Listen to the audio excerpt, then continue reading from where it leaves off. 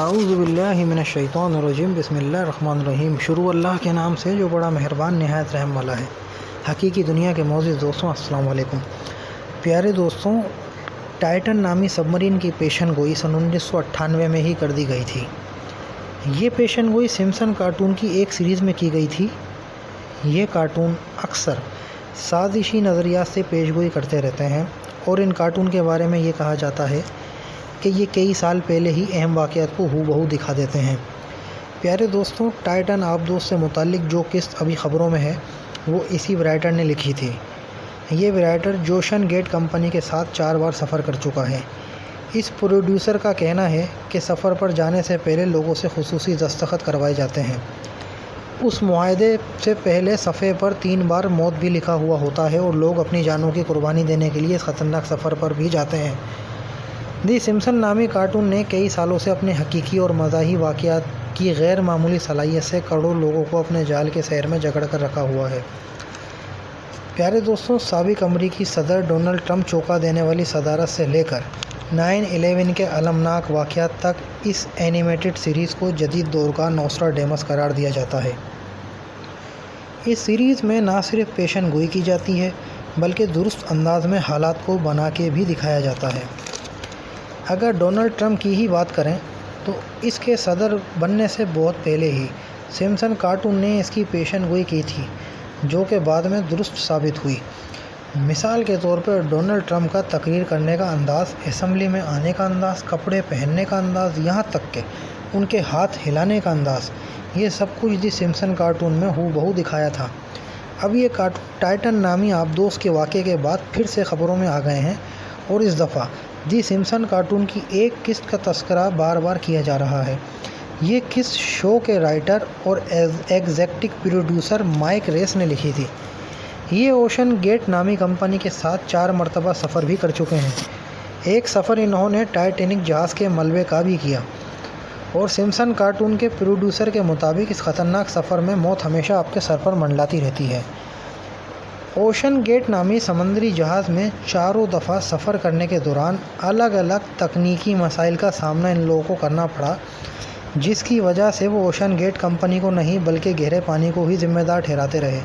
اتنے خطرے کے باوجود امید کے سہارے ہی لوگ اس خطرناک سفر پر جاتے ہیں اور اپنی جان کو موت کی آغوش میں دے دیتے ہیں۔ ٹائٹینک کے سفر کو یاد کرتے ہوئے مائیکل ریس نے کہا کہ ان کی آبدوز ملبے سے 500 گز کے فاصلے پر اتری اور اسی دوران اچانک ان کی کمپاس سے گڑبڑ شروع ہو گئی اور ہمیں پتہ بھی نہیں تھا کہ ہم کس سمت میں کھڑے ہیں، لیکن خوش قسمتی سے ہمیں ٹائٹینک مل گیا۔ وہ لوگ ٹائٹینک کا بھرپور تجربہ تو نہیں کر سکے، البتہ انہوں نے شپ، ٹینکر، پورٹ ہول اور جہاز کی ریلنگ کی تصاویر لے لی تھی۔ پیارے دوستوں، جس ایپیسوڈ کی ہم بات کر رہے ہیں، اس ایپیسوڈ کے مرکزی کردار ہومر سمپسن طویل عرصے سے کھوئے ہوئے والد مل جاتے ہیں۔ سمپسن کارٹون کے دوسرے مین کریکٹر میسن فے پینگ سمندر سے خزانہ ڈھونڈنے کے ماہر ہوتے ہیں۔ وہ سمندر کی تہہ میں خزانہ ڈھونڈنے کے لیے لوگوں کو قائل کرتے ہیں۔ اس کے لیے وہ ایک پرجوش تقریب بھی کرتے ہیں اور اس کے بعد باپ اور بیٹے کی جوڑی آبدوز کے ذریعے سمندر کی تہہ میں چلی جاتی ہے۔ اسی دوران انہیں سمندر میں ایک ٹوٹا ہوا جہاز نظر آتا ہے۔ یہ بالکل ٹائٹینک جیسا نظر آتا ہے کیونکہ ٹائٹینک بھی بیچ میں سے ٹوٹ کر ڈوبا تھا۔ پیارے ساتھیوں، باپ اور بیٹے کی جوڑی کو وہاں پہ ایک بھرا ہوا صندوق نظر آتا ہے۔ ان میں سے باپ اپنی آبدوز کے ذریعے وہ بھرا ہوا صندوق اٹھاتا ہے اور اچانک لاپتہ ہو جاتا ہے۔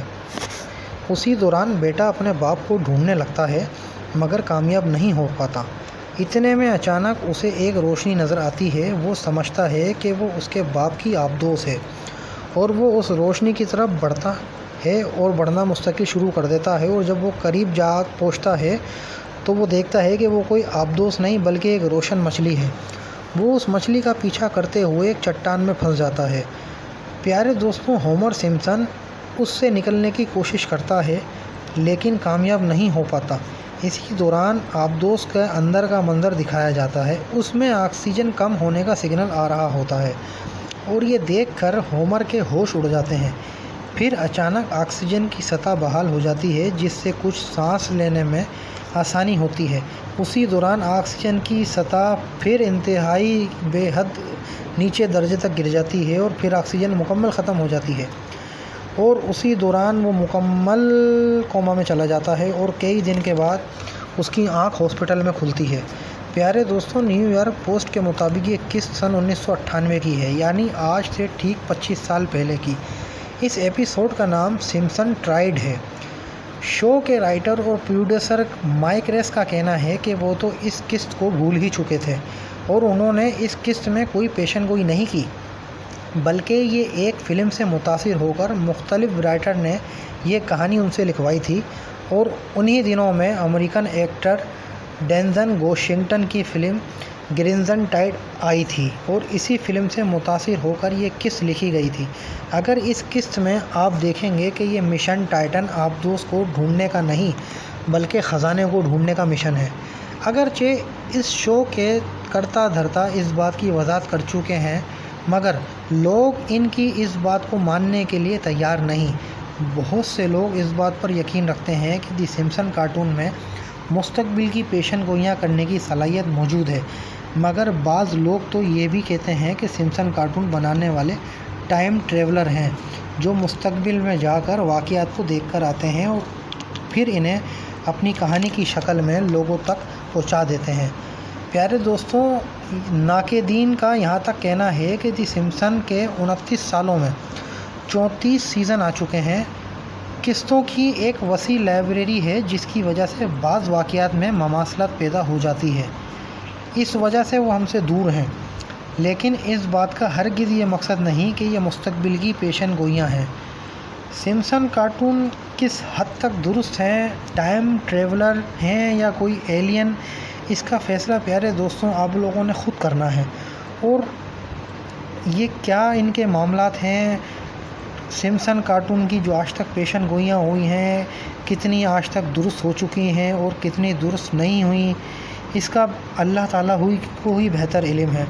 آخر میں ہم جاتے ہوئے آپ لوگوں سے دعا کے طلبگار ہیں، ہمیں بھی دعاؤں میں یاد رکھیے گا اور اپنے پیاروں کا خیال رکھیے گا۔ ہمارے چینل کو سبسکرائب کریے گا، لائک کریے گا، شیئر کریے گا۔ اللہ حافظ۔